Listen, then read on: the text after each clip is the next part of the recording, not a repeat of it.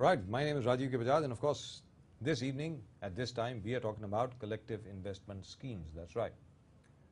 आज की तारीख में सिर्फ महाराष्ट्र में नहीं, पूरे हिंदुस्तान में जिस प्रकार अलग अलग किस्म की कलेक्टिव इन्वेस्टमेंट स्कीम्स फ्लोट की गई हैं, उनसे लोगों को क्या फ़ायदा है, क्या घाटा है, और क्या असल में हर एक के साथ धोखाधड़ी हो रही है, सोचने वाली बात है। इसके अलावा इस शो में एडवोकेट प्रदीप नाम्बियार जी हमारे साथ हैं। हम बात करेंगे रीडेवलपमेंट के बारे में भी बात करेंगे, हम कन्वेंसिंग के बारे में भी बात करेंगे, जो हमने कल भी की थी, और साथ में आपको ये भी बताएंगे कि आपको अपना निवेश किस प्रकार करना चाहिए और क्या वास्तविकता में जो आपने निवेश किया है, यानी जो आपने इन्वेस्टमेंट करी है in the so called collective investment schemes, क्या वो सही हैं या गलत हैं। और जहां तक सेबी का प्रश्न है, securities and exchange board of India का प्रश्न है, क्या सेबी का रवैया ठीक है कि आपने एक फर्म आपने बंद करवा दी, एक को बैन करवा दिया, एक को खत्म करवा दिया, एक को बंद करवा दिया, यहां तक कि 50,000 करोड़ का जो एक मनी पूल था उसके ऊपर आपने क्लैम्प डाउन किया, जिसकी वजह से यह सिर्फ मेरा ही कहना नहीं है, बहुत अन्य विशेषज्ञों का भी कहना है, this 50,000 crores is now no longer available. आखिरकार ये कहां गया है 50,000 करोड़, इसके बारे में हम लोग बात करेंगे, लेकिन उसके पहले देख लें अब तक की खास खबरें। Let's take a look at the headlines.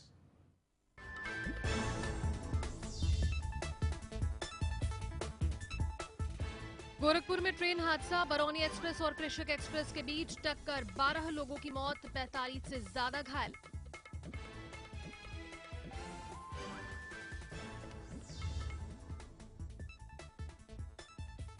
White house में हुई मोदी और ओबामा की मुलाकात, भारत के 3 शहरों को स्मार्ट सिटी बनाने में अमेरिका करेगा मदद।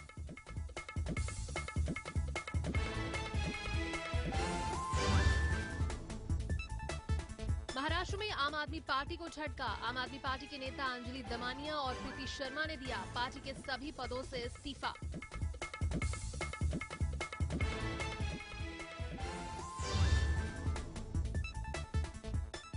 शरद पवार के सभी आरोपों को सोनिया गांधी ने किया खारिज, कहा राहुल गांधी की वजह से नहीं टूटा गठबंधन।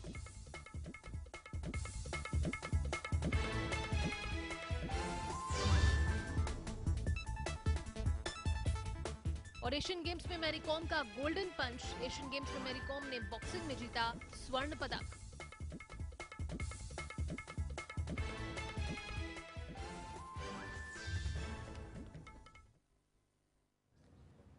Right, and here we are. We are talking about collective investment schemes. We are talking about SEBI, and we are talking about the manner in which there are lots and lots of fraudulent companies operating all over the place. But every company is not a fraudulent company. Her company fraudulent company नहीं होती, हर builder चोर नहीं होता है। आखिरकार एक चीज याद रखें, जिस प्रकार हिंदुस्तान की आर्थिक व्यवस्था तहस नहस हो गई पिछले 3 सालों में, माफ कीजिएगा मैं शब्द बहुत ज्यादा इस्तेमाल कर रहा हूं, लेकिन असल में ऐसा हुआ है, उसमें जो हमारी रेगुलेटरी अथॉरिटीज हैं, जो हमारी स्टैट्यूटरी बॉडीज हैं, उनका भी बहुत बड़ा हाथ है। पहले आप कोई स्कीम को चलने देते हैं, उसके बाद उसी स्कीम के ऊपर आप क्लैम्प डाउन करते हैं। आखिरकार ऐसा क्यों है? Now, at the moment with us we've got Pradeep. Very shortly we'll have Mr. Arun Kejriwal as well. Pradeep ji आप ये बताएं, इस वक्त हमारे साथ हैं प्रदीप नाम्बियार जी। प्रदीप जी आप ये बताएं, आखिरकार ये जो 50,000 करोड़ या 1 लाख करोड़ या 2.5 लाख करोड़ या 3 लाख करोड़ जो भी ये पैसा है, आखिरकार ये वापस इकोनॉमी में ही सर्कुलेट हो रहा था, ये हमारी भारत की अर्थव्यवस्था में ही था, भले ही ये कलेक्टिव इन्वेस्टमेंट स्कीम्स हों। मेरा ये कहना है कि इस तरीके से अगर आप क्लैम्प डाउन करेंगे लोगों पर, ये कहेंगे कि भाई 3 महीने के अंदर आप 50,000 करोड़ वापस दीजिए, 2 महीने के अंदर 10,000 करोड़ दीजिए, 1 महीने के अंदर 5,000 करोड़ दीजिए, अगर इस किस्म के ऑर्डर से भी पास करता रहेगा, आप मुझे ये बताइए आखिरकार ये जितनी भी कंपनीज हैं, जितनी भी स्कीम्स हैं, ये जाएंगी तो कहां जाएंगी? क्योंकि ये पैसा आखिरकार टेलीविजन चैनल्स में इन्वेस्ट हो रहा था, होटल्स में इन्वेस्ट हो रहा था, रिजॉर्ट्स में इन्वेस्ट हो रहा था, रियल एस्टेट डेवलपमेंट में इन्वेस्ट हो रहा था, और आज की तारीख में ये पूरा सर्कुलेशन ऑफ मनी जो है ये पूरा रुक गया है, जिसकी वजह से मार्केट्स को बहुत बड़ा लॉस हुआ है। मार्केट्स यानी आम आदमी की मार्केट को बहुत बड़ा लॉस हुआ है। प्रदीप बताएं। Sir, if you see the entire phase up to 2000 से लेके आज तक देखोगे, earlier plantation companies mushrooming, जरूरत था कि कोई ना कोई कदम सरकार उठाए. After that we got the real estate, this car rental schemes, बहुत सारे आपने city limousine, वो जो पूरे मुहिम जो आपने चलाया था, and we got Mr. Masood arrested from Delhi after police commissioner Mr. Shivanand of Mumbai. Again, that was recorded the day, but these were purely fraudulent schemes. When Right. you come back to other schemes where you got agricultural land at disposal, you got people investing in land, and then their returns in this, and the turnover जो आप बोल रहे 5,000 करोड़, 10,000 करोड़, 15,000 करोड़, और फिर CIS regulations के हिसाब से, act के हिसाब से जो ऑर्डर पास किया जा रहा है कि 3 महीने में वापस कर दो, 40,000 करोड़ वापस कर दो, 10,000 करोड़ वापस कर दो, 8,000 करोड़ वापस कर दो. पिछले आप देखोगे एक साल में करीबन 30 कंपनी के खिलाफ, 30 कंपनी के खिलाफ कलेक्टिव इन्वेस्टमेंट स्कीम्स के हिसाब से सेबी ने ऑर्डर पास किया. And these schemes would be worth how much? About 3 lakh crores? If It I'm is, not it is. mistaken, Definitely, around that much. definitely. मतलब 30 कंपनीज, 30 कंपनीज के खिलाफ आपने order pass किए. आपने ये नहीं सोचा कि ना, here this is the most important thing, और ये सोचने वाली बात है. मैं चाहूंगा कि हमारे दर्शक इस पर रिएक्ट करें. Please do send your emails on insidestory@lemonnews.com. मेरा कोई इरादा नहीं है कि मैं सेबी के खिलाफ जाऊं, मेरा कोई इरादा नहीं, लेकिन फिर भी जो भी स्टैट्यूटरी बॉडी है, जो भी रेगुलेटरी बॉडी है, उसको ये सोच करके चलना चाहिए कि भाई हिंदुस्तान को आज की तारीख में किस चीज की जरूरत है. अगर कहीं पर कोई कैंसर है, किसी, जैसे कहा जाता है, you don't throw the baby out of the bath water. In a similar manner, अगर किसी को कहीं कैंसर हो गया है, अगर स्टमक कैंसर है, लंग कैंसर है, तो उतना हिस्सा काट करके बाहर फेंक दिया जाता है. आदमी का सर काट करके बाहर नहीं फेंका जाता. अगर किसी के ब्रेन में कैंसर है, ट्यूमर है, तो वो ट्यूमर निकाला जाता है. यहां तो आप सिर को ही धड़ से अलग कर रहे हैं. अब शारदा स्कीम को ही ले लीजिए, जहां तक शारदा स्कीम का सवाल है. अरे भाई 20 साल से 25 साल से शारदा स्कीम चल रही थी. इतने टेलीविजन चैनल्स उसके पास थे, इतने रियल एस्टेट डेवलपमेंट के एवेन्यूज उसके पास थे, होटल्स चल रहे थे, इतने लोगों को नौकरी मिली हुई थी, इतने लोगों का घर चल रहा था. वो पैसा जो है वो सर्कुलेशन में था मार्केट में. There isn't there a way that the entire thing could have been regulated better? I mean, after all that you needed to do was to put up your own auditors, your own regulators, or your receivers to run the company. Why did you have to liquidate the company? Pradeep. Over the years, sir, regulators as well as the enforcement agencies have been proactive, suddenly proactive. Probably because of a weak government and the government that developed paralysis, policy paralysis, what do you call it? But we've seen, Edwin, आज आप देखोगे the top industrialists right from Mukesh Ambani to Shashi Ruya, you talk about anybody, Kumar Mangalam Birla, Shashi Ruya, the Ruya family, Ambani brothers, yes, And the Marans. Don't forget the Marans. Yes. हर व्यक्ति, every top businessman has one leg with the CBI FIR filed against him and the other. So this is the way. यानी कहने का मतलब ये हुआ, मैं अपने दर्शकों की जानकारी के लिए बता दूं, जो प्रदीप नाम्बियार जी अभी बता रहे हैं, भले वो शशि रुइया हो, भले वो अनिल अंबानी हो, भले वो मुकेश अंबानी हो, भले वो कुमार मंगलम बिरला हो, और खैर यश बिरला का तो केस आप सब लोगों के सामने ही है, या फिर वो मारंज हो साउथ के, या एन श्रीनिवासन हो, हर कोई आधे से ज्यादा वक्त उसका सीबीआई के दफ्तर में होता है, फिर वो एनफोर्समेंट डायरेक्टरेट के दफ्तर में जाता है, फिर वो डीआरआई के दफ्तर में जाता है, और हमेशा हमेशा उसके सिर के ऊपर जेल की कटार जो है वो टंगी रहती है. ये लगता है कि बस अब ये जेल में गया के गया. अब मेरा ये कहना है कि इस किस्म के फियर के एटमॉस्फेयर में, डर के एटमॉस्फेयर में, डर के पर्यावरण में कोई भी शख्स काम करेगा तो कैसे करेगा, कोई भी इकोनॉमी ग्रो करेगी तो कैसे करेगी. जिस तरीके से आप ही ने कल बात करी, यहीं पर रमेश प्रभु जी हमारे साथ थे, कि भाई मुंबई शहर में आपने बिल्डर्स को इतना तंग किया, इतना परेशान किया, इतना परेशान किया, इतना परेशान किया कि आज की तारीख में 70% से ज्यादा प्रोजेक्ट्स जो थे मुंबई शहर में 10 साल पहले, वो आज भी वैसे के वैसे बंद पड़े हैं. तो ये क्या चाह रहे हैं, सेबी आखिरकार क्या चाह रही है कि सारे प्रोजेक्ट्स बंद हो जाएं, सारी कंपनीज बंद हो जाएं.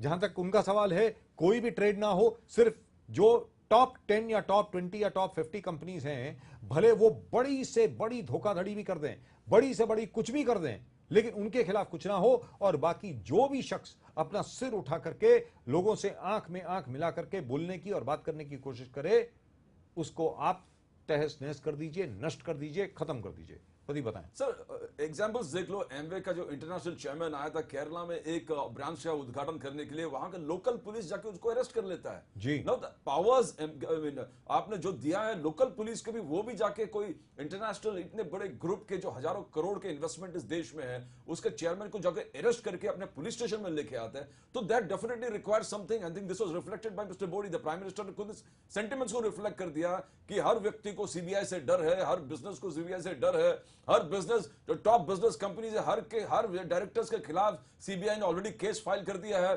सेबी देखो as a regulator is proactive, वो ढूंढ के प्रोएक्टिव तरीके से कंपनी के डायरेक्टर्स को समन करना। तो आधा लाइफ जो हमारे डायरेक्टर्स के, कंपनी के टॉप डायरेक्टर्स के है, वो तो सेबी के ऑफिस में पर्सनली समझ। आधी लाइफ नहीं, ये यहाँ पे मैं आपको रोकना चाहूंगा। आधी लाइफ नहीं, आधी लाइफ आप बिल्कुल ठीक फरमा रहे हैं। सेबी के ऑफिस में, सीबीआई के ऑफिस में, एनफोर्समेंट डायरेक्टरेट के ऑफिस में, डायरेक्टरेट ऑफ रेवेन्यू इंटेलिजेंस के ऑफिस में, इनकम टैक्स के ऑफिस में, आधी लाइफ वहां पर, और आधी लाइफ उस ऑफिस में विजिट करने के लिए प्रिपरेशन में, पेपर वर्क में। मतलब यह हो गया कि बिजनेस खत्म कर दीजिए, आर्थिक तरीके से व्यवसाय को बढ़ाना आप खत्म कर दीजिए, एक एक चीज को आप बिल्कुल खत्म कर दीजिए। आपका सारा वक्त जो है वो सीबीआई में रहेगा या डीआरआई में रहेगा, एनफोर्समेंट डायरेक्टरेट में रहेगा और कहीं नहीं जाएगा। आप जैसे शशि रुइया जी को देख लीजिए, जहां तक कि एसआर ग्रुप का सवाल है। अरे भाई, शिपिंग इंडस्ट्री में पिछले 4 वर्षों में जो एक स्लंप आया, अब आदमी एसआर शिपिंग वाले उससे लड़ेंगे या सीबीआई में अपना केस लड़ेंगे। ऑयल इंडस्ट्री में जो उथल पुथल बनी हुई है आज मिडिल ईस्ट क्राइसिस की वजह से, आईसिस की वजह से, अब जो भी ऑयल इंडस्ट्री में आदमी है वो उससे लड़ेगा या फिर सीबीआई से लड़ेगा। इसी प्रकार 2G स्कैम को ले लीजिए। जो कांग्रेस के नेताओं से आज तक बात हुई, प्रति मैं चाहूंगा कि आप इस पर रिएक्ट करें। 2G स्कैम का जहां तक प्रश्न है, 2G स्कैम में हमारे आदरणीय सीएजी विनोद राय जी की ये राय थी और उनकी टीम की ये राय थी कि 1,73,000 करोड़ का गबन हुआ है। 1,73,000 करोड़, ये बात बार बार दोहराई गई। 1,73,000 करोड़ का गबन हो गया, 1,73,000 करोड़ का गबन हो गया। जब सुप्रीम कोर्ट के आदेश से वही बैंडविड्थ ऑक्शन की गई, नीलाम की गई, तो उसमें महज 8,000 करोड़ आए। अब पूछना यह है कि 1,65,000 करोड़ कहां गए? प्रदीप जी बताएं। Sir, as you said, there has to be कोई ऐसा तरीका मिड वे हम लोग अपनाएं कि डायरेक्टर्स को उठा के आप जेल में डालने से अच्छा एक फाइन के तरीके से या कोई चीज ऐसे तरीके से उस बिजनेस को कंटिन्यूस लाइव रखे। At the same time the ends of justice are met. Ends of justice तब बीट होगा कि बिजनेस एनवायरनमेंट भी खराब नहीं होगा, बिजनेस भी चलता रहेगा, and the people are penalized also. आप हर व्यक्ति को क्रिमिनल बना के जेल में बंद करने के सोचोगे। हर टॉप डायरेक्टर्स इस देश के जो बिजनेस करता है उसका एक पैर जेल में रहेगा और एक पैर तो बिजनेस कैसे कर पाएगा। और पर्सनल समन्स जो सेबी भेजता है, हर व्यक्ति को पर्सनल उसके सामने पेश होना पड़ता है। No, all this kind of thing huge. As you said, there were lot of journalist जो है इस मुद्दे को फिर उठा रहे थे। तो कोल आवंटन 1990s के, अगर आप इंडिपेंडेंस के टाइम के देखेंगे तब तक टाटा और बिरला को ही हर प्रोजेक्ट देते थे। There was no rules and regulations, there was no policy formulated. क्या हम बैकडेटेड उस जमाने तक जाएंगे for the pre independence? So which means, rightfully speaking, you're absolutely right, we should go back to 1952. We should go back to 1952 when KK Birla ji was, rather GD Birla ji was given the contract, the license to manufacture a car, an automobile, suddenly out of the blue by Pandit Nehru's government. यानी पंडित नेहरू जी ने यह तय कर लिया कि Hindustan Motors नाम की जो कंपनी है बिरला जी की, वो गाड़ी बनाने लायक है। एक तरफ उनको दे दिया गया और एक तरफ इधर प्रीमियर ऑटोमोबाइल्स को दे दिया गया, दोषी जी को। तो कहने का मतलब ये हुआ कि आप फिर उधर जाइए और ये देखिए कि वो लाइसेंस कैसे दिया गया। आफ्टर ऑल, अगर जहां तक कोल आवंटन का मामला है, कोयला आवंटन का मामला है, आपने कितने 216 के 212 कितने आपने 212 or 210 odd, God knows how many coal allocations have been scrapped by the Supreme Court. Now my point is, what are we doing? What is it that we are doing? Now once they have been scrapped, which means we are looking at a major power crisis, and if we are to do that, let's go right back to 1950. क्या आप बिरला जी के खिलाफ आज की तारीख में case चलाएंगे कि आपको गलत तरीके से एम्बेसडर कार मैन्युफैक्चर करने का लाइसेंस दिया गया और आपकी मोनोपोली को कंटिन्यू किया गया 1992 तक? तो मतलब कहने का मतलब यह हुआ कि 42 साल तक जो बिरला जी के पास मोनोपोली रही, क्या उसके खिलाफ आज की तारीख में आप केस करेंगे? प्रदीप। एग्जैक्टली दिस इज ये एक the government has to take a stand, और गवर्नमेंट जब तक स्टैंड लेगी, fortunately unfortunately the last government was cold feet, हर चीज के लिए कोल्ड फीट डेवलप किया था, कोई पॉलिसी नहीं थी इसमें, सब रेगुलेटर्स एनफोर्समेंट एजेंसीज जितने भी थे हावी हो गए थे, तो बिजनेस पूरा ठप हो जाए। आपने ग्रोथ कहा कि 9.7 से लेके 4.7 तक जब ग्रोथ गिरता है 2-3 साल में, it shows how the economy has collapsed.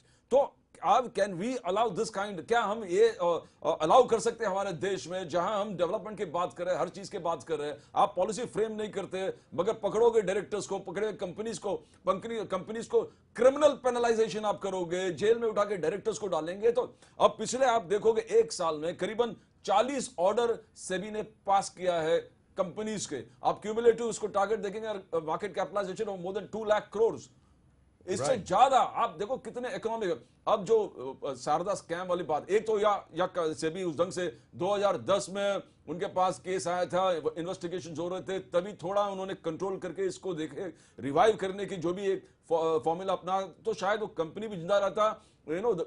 Now जितने क्लब्स को उन्होंने फाइनेंस किए, आज that clubs can't survive at all. आज वो क्लब्स में ये हालत है कि वो क्लब्स के बैंक अकाउंट्स को सील किया गया। नाउ दिस जो एक साइक्लिक इफेक्ट जो एनफोर्समेंट एजेंसीज भी करता है, when there is growth there is a cyclic effect, और पूरे development in a full phase manner चलता है, but when there is this kind of just a clarification for our viewers, the clubs that Mr. Pradeep Nambiar is talking about are football clubs. There are lots and lots of soccer clubs that even Sarda had financed. So my point is, once you shut down Sarda, you shut down just about every one of their activities. Exactly what seems to be happening to Sahara, exactly what seems to be happening to Pearls, exactly what seems to be happening to just about every other company that we can talk about. All that you are doing is you are just hitting out at everybody. और जहां तक builders का सवाल है, real estate developers का सवाल है, हर एक के ऊपर आप धोखाधड़ी का इल्जाम लगा रहे हैं, हर एक के ऊपर आप माफिया होने का इल्जाम लगा रहे हैं, हर एक के ऊपर ना जाने आप क्या क्या इल्जाम लगा रहे हैं। कहने का मतलब ये हुआ कि इस आरोप प्रत्यारोप की जो ये व्यवस्था चल रही है, उससे अर्थव्यवस्था क्या सरवाइव कर पाएगी? प्रदीप आप बताएं। एग्जैक्टली सर, कल हम लोग एक केस डिस्कस कर रहे थे, जो इंडिया रीट फंड्स, जो पिरामिड ग्रुप वाले, करीबन 1000 करोड़ उन्होंने मार्केट से ले लिया था। HNIs जो 2 लाख के ऊपर जो इन्वेस्टमेंट करते थे, और उनको प्रॉमिस किया था कि 5.5 साल 6 साल के बाद हमको आपको डबल करके देंगे। And there was totally transparent procedure. वो सेबी हर पैसे को इन्वेस्टिगेट कर रहा था, ट्रांसपेरेंट मैनर में डाइवर्ट हो रहा था, और रिटर्न्स भी किस प्रकार से आ रहा, हर चीज वाज सी थ्रू, हर चीज वाज एब्सोल्युटली ट्रांसपेरेंट। जब लोगों का कंप्लेन हमारे पास आए, तो हमने जब इन्वेस्टिगेशन किया, कंपनी से पूछा, फील्ड में जाके देखा, प्रोजेक्ट्स देखे, तो हमने देखा कि करेक्ट पूरे उनके जो रचना था वो absolutely clear and very clear flow था उसमें। बट ये था कि to compel to insulate number one, insulate the investor, और second thing इस चीज को प्रोपेट करना, उसको किस प्रकार से गवर्नमेंट पॉलिसीज के माध्यम से उस चीज कैसे होगा, गवर्नमेंट पॉलिसीज दैट अलाउज और facilitates this kind of business proposals. हमने देखा कि 5.5 उनके total idea, it's a branded company, people invested in that particular company because they believed in the brand, they believed in the business, और ये कभी default होता नहीं था। But when we went and investigated, हमने पाया कि उनका investment as per SEBI guidelines, हर चीज एज पर सेबी गाइडलाइंस, मगर इन प्रॉपर्टी जो इन्वेस्ट किया वो प्रपोजल आए 3 साल के बाद। अब 3 साल के बाद आपको सिर्फ प्रपोजल जब मिलेंगे, तो आप ईट और वहां पर पूरे इंफ्रास्ट्रक्चर बना के वो पूरे प्रोजेक्ट कंप्लीट करके 5.5-6 साल में कैसे दे सकते? They had a problem. And again they're open because investors को अपना पैसा चाहिए था, इनके proposal fail हो गए, there's no business, there's no government के तरफ से कोई ऐसा policy नहीं था कि ऐसे which means total. So what are we talking about? Which means what? Which means that as far as the government is concerned, what Mr. Modi has promised in New York, एक चीज याद रखें, जहां तक नरेंद्र मोदी जी का प्रश्न है, जो नरेंद्र मोदी जी ने न्यूयॉर्क में कहा, जो नरेंद्र मोदी जी आज तक कह रहे हैं, यानी प्रधानमंत्री नरेंद्र मोदी की बात कर रहा हूं, जो आज तक कह रहे हैं कि वो बिजनेस को सिंप्लीफाई करेंगे, साधारण करेंगे, सरल करेंगे। अगर आज वो साधारण और सरल असल में कर देते हैं, तो जैसे आप रीट फंड्स की बात कर रहे हैं, वो आज सक्सेसफुल हो जाते। इसी प्रकार अन्य जितने भी फंड्स हैं वो तभी सक्सेसफुल होंगे अगर उनको स्टैट्यूटरी परमिशंस मिलेंगी।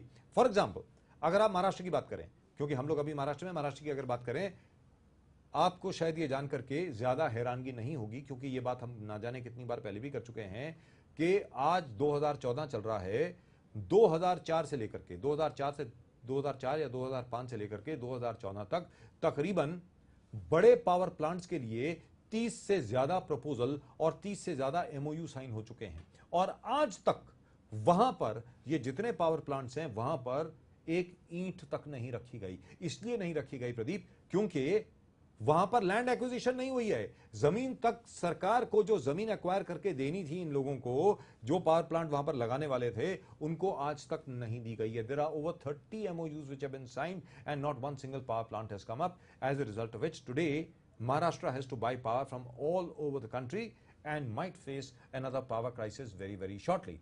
Now, if that is the kind of government policy that we are looking at, very shortly we will see stagflation of an order that we will not be able to get out. हम लोग उससे बाहर नहीं आ पाएंगे। जहां तक stagflation का सवाल है, we will not be able to come out of it. Pradeep बताएं। एग्जैक्टली सर, जो पॉलिसी एक तो रिट्रोस्पेक्टिव टैक्सेशन वाली बात है, बिकॉज एक बिल्डर्स के सेमिनार में हम जब गए थे, रीड फंड्स जो बाहर से आने वाले थे, they want transparency of policy. बोले पॉलिसी आपके स्थिर नहीं रहता है कि आप पॉलिसी आज कुछ कहते हो और फिर रिट्रोस्पेक्टिव टैक्सेशन करते हो और रिट्रोस्पेक्टिव इफेक्ट देते हो पॉलिसीज को, तो nobody is ready to invest. एक तो हुआ कि नोबडी रेडी टू इन्वेस्ट और दूसरे जो यहां पर इन्वेस्ट कर चुके हैं उनके बिजनेस एकदम धामाडोल में है। And the most important case is of course the Vodafone case, where retrospectively you are charging them so much of tax.